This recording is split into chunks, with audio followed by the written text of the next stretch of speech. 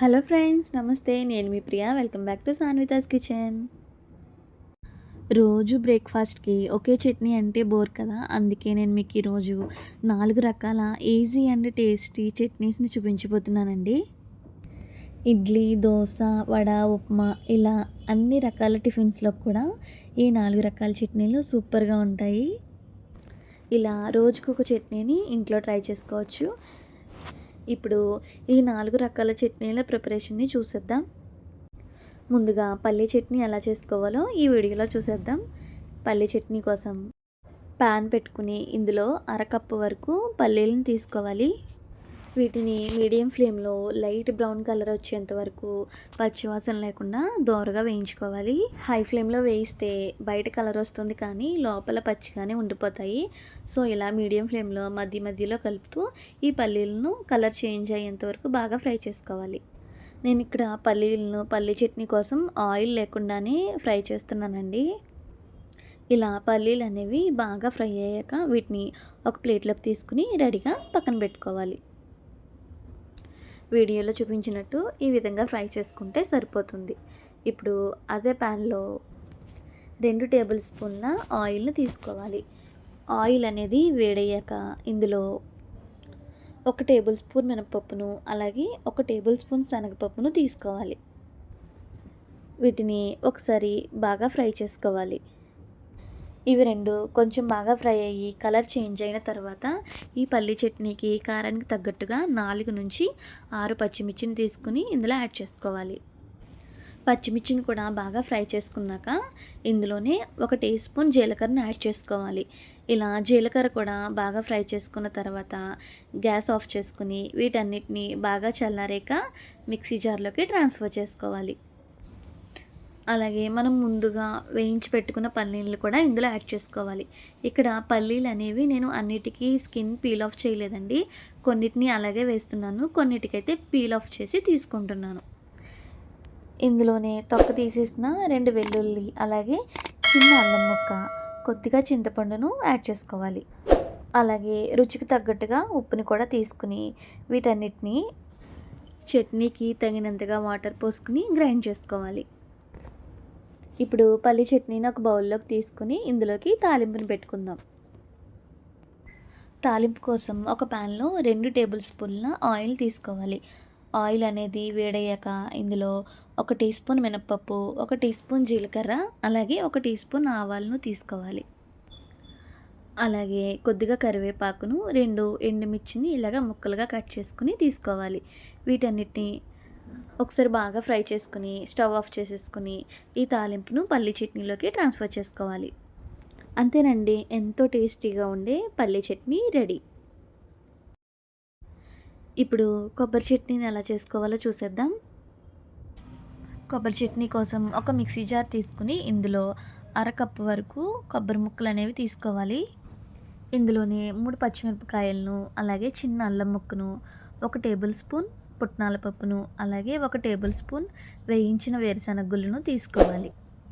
అలాగే రుచికి సరిపడా ఉప్పును యాడ్ చేసుకుని ఇందులో కన్సిస్టెన్సీని బట్టి వాటర్ని యాడ్ చేసుకుంటూ కొబ్బరి చట్నీని ఈ విధంగా గ్రైండ్ చేసుకున్నాక తాలింపు కోసం కొద్దిగా ఆవాలు, జీలకర్ర, ఎండుమిర్చి, కరివేపాకుతో తాలింపు పెట్టుకుంటే ఎంతో టేస్టీ కొబ్బరి చట్నీ రెడీ. ఇప్పుడు అల్లం చట్నీని ఎలా చేసుకోవాలో చూసేద్దాం. ఈ అల్లం చట్నీ కోసం ప్యాన్ పెట్టుకుని ప్యాన్లో 2 టేబుల్ స్పూన్ల ఆయిల్ తీసుకోవాలి.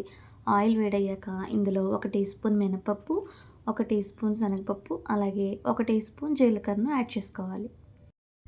వీటన్నిటిని ఒకసారి బాగా ఫ్రై చేసుకున్నాక ఇందులోనే 2 ఇంచుల అల్లాన్ని చిన్న ముక్కలుగా కట్ చేసుకుని ఇందులో యాడ్ చేసుకోవాలి.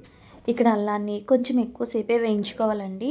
ఇలా అల్లాన్ని వేసాక 2 నిమిషాలు బాగా ఫ్రై చేసుకున్నాక ఇప్పుడు ఇందులోని అల్లం పచ్చడి కారానికి తగ్గట్టుగా పెద్దవైతే 3 ఎండుమిర్చిని అలాగే చిన్నవైతే 4 ఎండుమిర్చిని తీసుకోవాలి.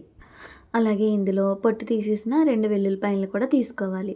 వీటన్నిటిని ఒకసారి బాగా ఫ్రై చేసుకున్నాక పులుపుకి తగ్గట్టుగా చిన్న ఉసిరికాయ సైజ్ అంతా చింతపండును కూడా ఇందులో యాడ్ చేసుకోవాలి. ఇలా చింతపండును కూడా యాడ్ చేసుకున్న తర్వాత వీటన్నిటిని ఒకసారి బాగా ఫ్రై చేసుకున్నాక స్టవ్ ఆఫ్ చేసేసుకుని వీటిని పూర్తిగా చల్లారనివ్వాలి. ఇలా ఇవి మొత్తం పూర్తిగా చల్లారాక వీటన్నిటిని మిక్సీ జార్లోకి ట్రాన్స్ఫర్ చేసుకోవాలి. ఇప్పుడు ఇందులోని మనం తినే స్వీట్నెస్కి తగ్గట్టుగా 1 టేబుల్ స్పూన్ బెల్లాన్ని యాడ్ చేసుకోవాలి. అలాగే ఇందులో రుచికి సరిపడా ఉప్పును కూడా వేసుకుని వీలైనంత తక్కువ వాటర్ వేసుకుని ఈ అల్లం పచ్చడిని గ్రైండ్ చేసుకోవాలి. అల్లం పచ్చడి ఎప్పుడు కూడా మనకి చిక్కగా ఉంటేనే బాగుంటుందండి. ఇలా అల్లం పచ్చడిని మెత్తగా గ్రైండ్ చేసుకున్న తర్వాత ఒక బౌల్లోకి తీసుకుని ఇందులో ఆవాలు, జీలకర్ర, మినప్పప్పు, అదేవిధంగా కరివేపాకు, కొంచెం ఎండుమిర్చిని తీసుకుని తాలింపు పెట్టుకుంటే ఎంతో టేస్టీ అల్లం పచ్చడి రెడీ. ఇప్పుడు హోటల్ స్టైల్ టమాటో ఆనియన్ చట్నీని ఎలా చేసుకోవాలో ఈ వీడియోలో చూసేద్దాం. ముందుగా ప్యాన్ పెట్టుకుని ప్యాన్లో 2 టేబుల్ స్పూన్ల నూనెని తీసుకోవాలి. ఇలా నూనె వేడయ్యాక ఇందులో 1 టేబుల్ స్పూన్ మినప్పప్పు, అలాగే 1 టేబుల్ స్పూన్ శనగపప్పును తీసుకోవాలి. ఇలా తీసుకున్నాక వీటిని కలర్ చేంజ్ అయ్యేంత వరకు బాగా ఫ్రై చేసుకోవాలి. ఇవి కలర్ చేంజ్ అయ్యాక వీటిలో 1 టీ స్పూన్ జీలకర్రను యాడ్ చేసుకోవాలి. జీలకర్రను కూడా ఒకసారి బాగా ఫ్రై చేసుకోవాలి. ఇలా జీలకర్ర కూడా బాగా ఫ్రై అయ్యాక ఇందులో కొంచెం కరివేపాకును యాడ్ చేసుకోవాలి. కరివేపాకు యాడ్ చేసుకున్నాక మొత్తం అంతా ఒకసారి బాగా మిక్స్ చేసుకోవాలి. ఇలా కరివేపాకు వేసుకున్నాక వీటన్నిటిని బాగా ఫ్రై చేసుకున్న తర్వాత ఇందులో 1 ఇంచు అల్లాన్ని యాడ్ చేసుకోవాలి. అలాగే రుచికి తగ్గట్టు 4 ఎండుమిర్చిని యాడ్ చేసుకుంటున్నానండి నేను. ఎండుమిర్చిని కూడా యాడ్ చేసుకున్నాక ఎండుమిర్చి బాగా ఫ్రై అయ్యేంత వరకు వేయించుకోవాలి.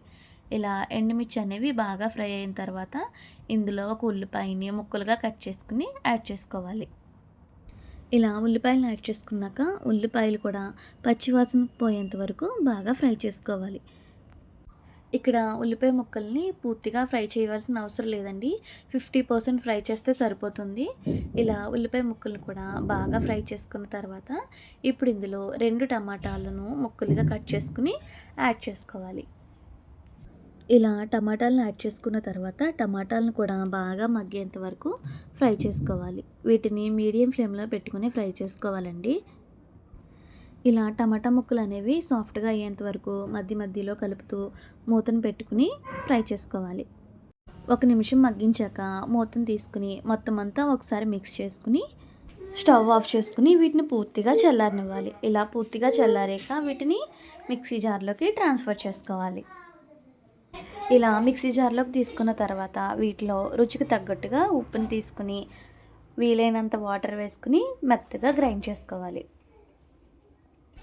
ఇలా గ్రైండ్ చేసుకున్న చట్నీలోకి కొద్దిగా ఆవాలు, జీలకర్ర, మినప్పప్పు, ఎండుమిర్చి, అలాగే కరివేపాకుతో తాలింపు పెట్టుకుంటే ఎంతో టేస్టీ హోటల్ స్టైల్ టమాటా చట్నీ రెడీ. ఈ 4 రకాల చట్నీలను మీరు కూడా ఇంట్లో ట్రై చేసి మీకు ఎలా అనిపించాయో కామెంట్లో షేర్ చేయండి. అలాగే ఈ 4 రకాల చట్నీలో మీ ఫేవరెట్ చట్నీ ఏంటో కూడా కామెంట్ చేయండి. ఈ వీడియో మీకు నచ్చిందా? నచ్చితే లైక్ చేయండి. అలాగే మీ ఫ్రెండ్స్ అండ్ రిలేటివ్స్కి కూడా షేర్ చేయండి. మరిన్ని సింపుల్ అండ్ టేస్టీ రెసిపీస్ కోసం సాన్వితాస్ కిచెన్ ఛానల్ను సబ్స్క్రైబ్ చేసుకోండి. Thank you for watching.